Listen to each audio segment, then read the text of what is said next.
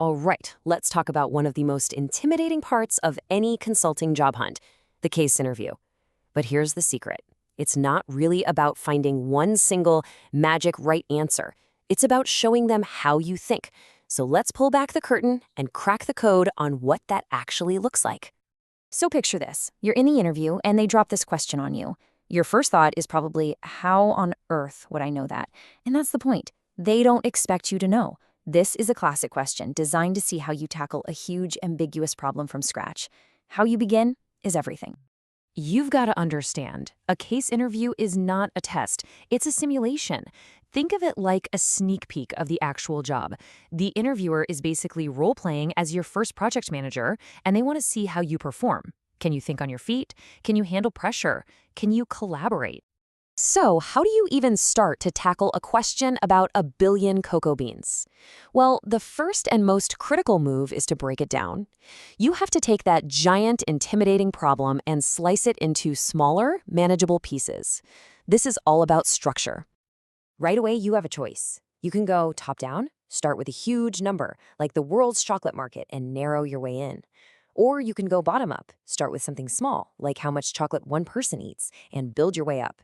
Look, neither way is better, but you have to consciously pick a path and explain why you're doing it.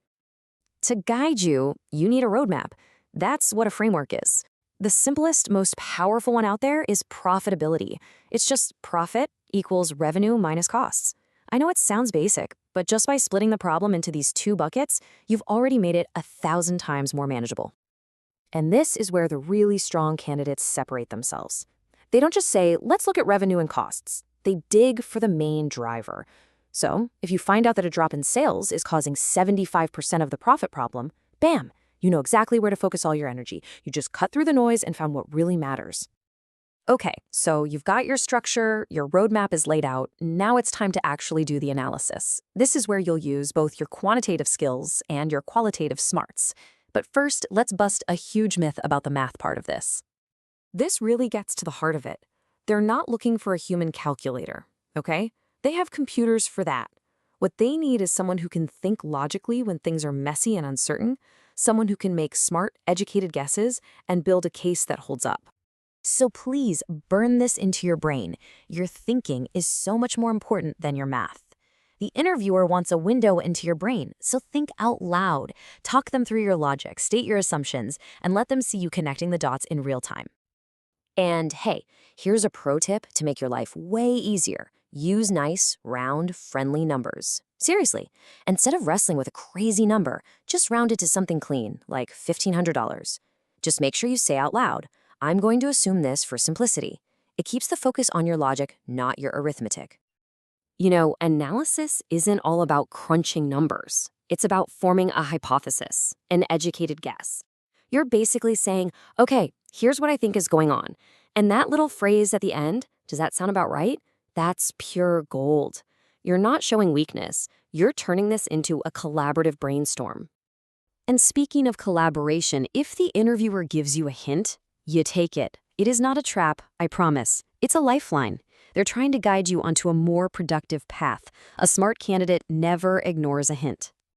This brings us to a part that's so crucial but so often overlooked: communication. You could be a certified genius, but if you can't explain your analysis clearly, it's pretty much useless. The final answer doesn't mean a thing if the interviewer couldn't follow you on the journey to get there. The key is to treat this whole thing like a conversation. Remember, thinking aloud is a feature, not a bug. You have to narrate your thought process, state your assumptions, ask clarifying questions. Your interviewer is your partner in this, so keep them in the loop. And here's what that conversation actually sounds like.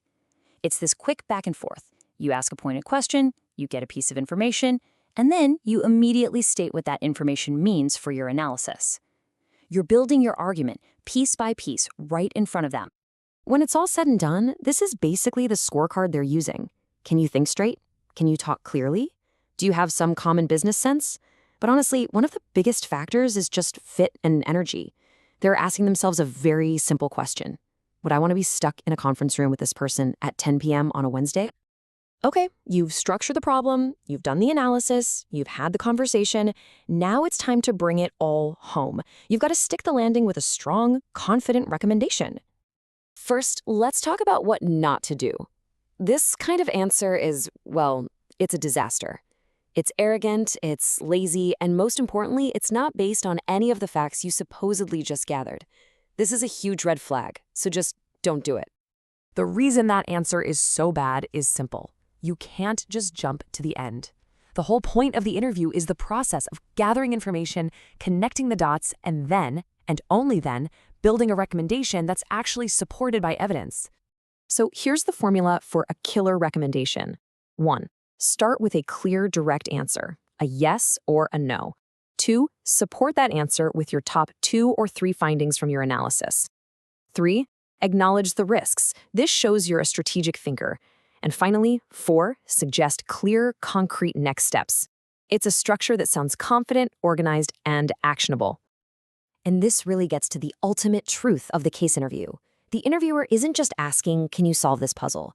What they're really asking every step of the way is this: would I want you on my team in front of a real client with real money on the line? So don't just prove you're smart. Prove you're a great collaborator, a structured thinker, and a clear communicator. Prove you're the person they'd want on their team when things get tough.